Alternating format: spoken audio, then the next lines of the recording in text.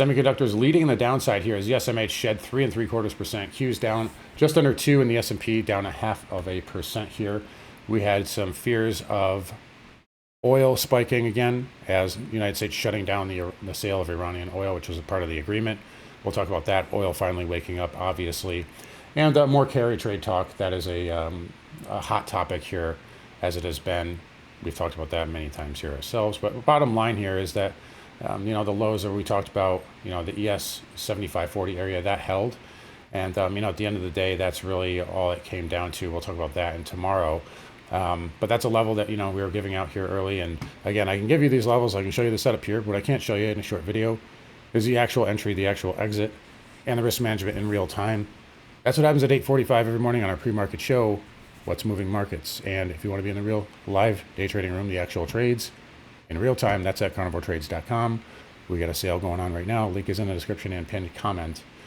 Multiple winners taken today, including a nice short on NQ for 58 points and 105 points on the downside.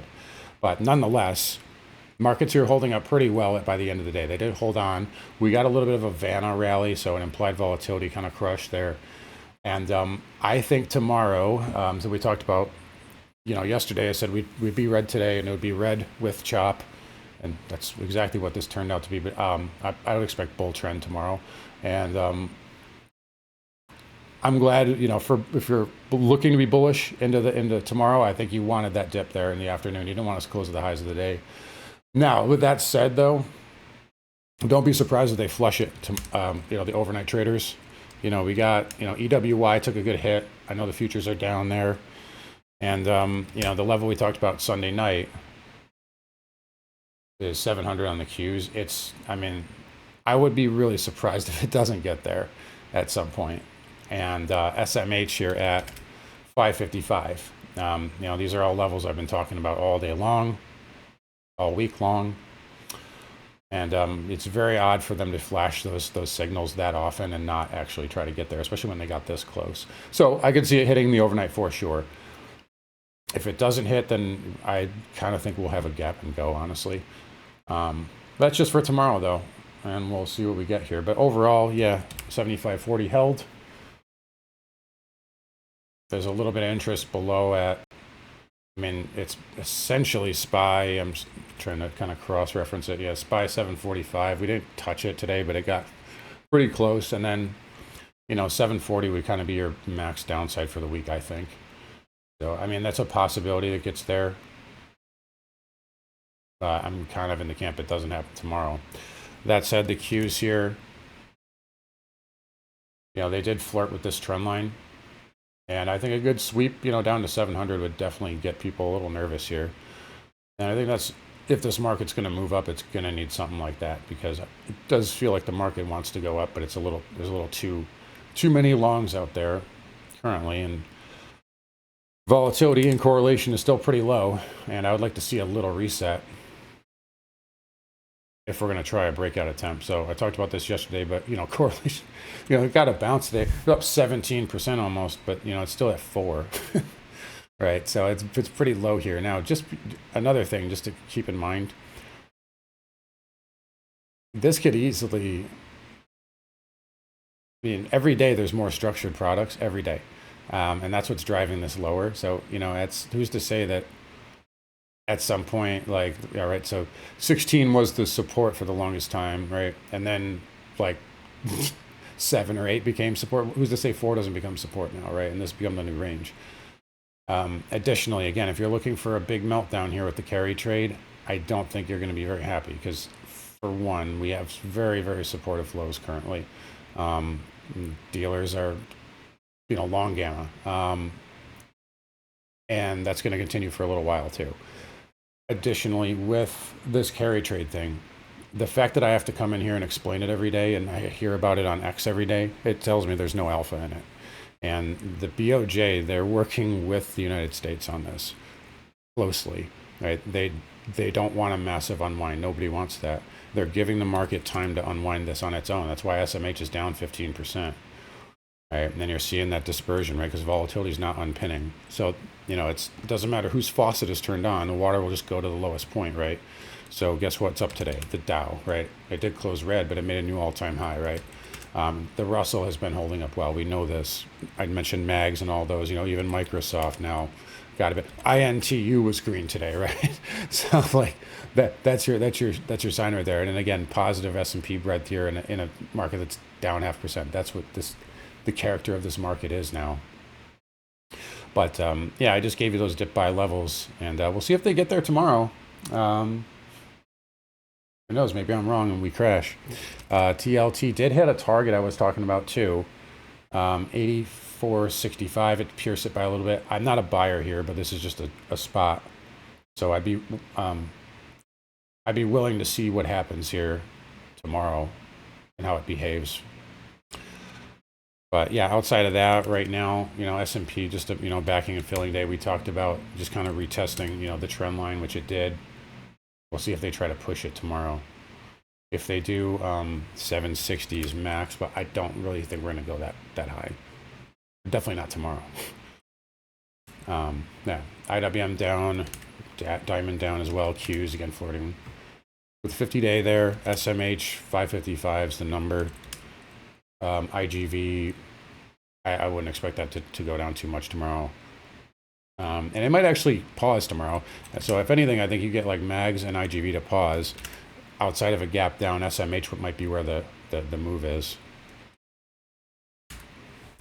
Transport's still stuck in a tight range. This is getting really like kind of ridiculous at this point. There should be a move coming in the transports kind of thing. I mean, it's done this before, but man, volatility really dead there. We'll talk about oil because it's not dead anymore. But first, XHB down 1.7. It did close below that breakout bar. That's not a good sign. I would like to see it reclaim 111.50 by the end of the week. And others, speaking of sectors that were up, you guys know my IYR up 1.25. I know it's not a sexy name, but this is like absolutely coiled here. I was just looking at this quarterly. That's starting off very nicely. Anyway, XLF, I think that made a new all-time high today, but went into double top. So not surprising, we backed off. KRE did sell a little bit there too. Broker dealers inside day. And then the star of the day was oil. So it finally woke up here. And this is another winner here. It's 3 for 3 in the room today, which I've actually had this for a little bit, but nice rebound. And I saw something today, which I did tweet about, which is that 105 on USO actually turned into dealer support, and they are actually not just supportive, but actually turned into like a buyer, net buyer, at the 105 strike, which is basically where it gapped into. And some calls hit the tape really all day since that level. Why is that significant? Because they've been sellers. They've been sellers at every strike for like 3 weeks. So you see that flip there, and again, it just gives you the edge, man. I mean, I can't tell you how much of an edge. Sometimes just little subtle details in the options market, and all of a sudden, a few hours later, we're not selling oil anymore. Not letting Iran sell oil, and we got a huge move. And yields were sniffing this out really all day long. I mean, 10-year, got a pretty good bid. So, somebody always knows, and that's what we do, is find out who knows about it first. XLE had a nice day. It was overdue for a bounce. If that can clear 55 and change, that could leave, you could argue that's an island right there. It's not the cleanest, but, it was a nice move. Exxon had a nice pop there today. I love the low volatility at the 200 and then a nice rebound there. So the oil names here got a bid. Dollar was up by the end of the day here, so held on to the 20-day. Tomorrow will be more pivotal because it does have a room for a lower high, right? So we retested, 100.5, 1, 2, and then a bid off of it. So back below 100.5, though, it's probably going to come down and retest that 50-day. So gold did back off. Watch 375 GLD. If that holds and it rebounds here, I think I like it for a pop up to like 44, maybe 45, but it's got to clear this 4,200 area, right? It just hasn't followed through yet. It's got a nice little setup here, and this is kind of like how oil was. It took some patience, but it finally worked that out. So very similar setup there. Silver much the same, although I think gold is just better. It's just in a much better position than the rest of these metals here, and copper kind of down on the day here because it's a data center ETF. Lastly, I gotta say right now, this is 2 days in a row I've been impressed with Bitcoin. If you're not paying attention here, like these are details that matter. This is a character change, like 100%. I know it's like this flies under the radar. Nobody's gonna pay attention to it, but this is like what I do. Notice Bitcoin intraday first hour, sideways, right? What's the Qs doing? Barfing. What's the spiders doing? Barfing. What's the Dow doing? Barfing. What's the Russell doing? Barfing. Look at it again. What's Bitcoin doing? Sideways. And then it goes red to green and closes green. That wasn't happening a week ago. That wasn't happening 2 months ago. That wasn't happening 6 months ago.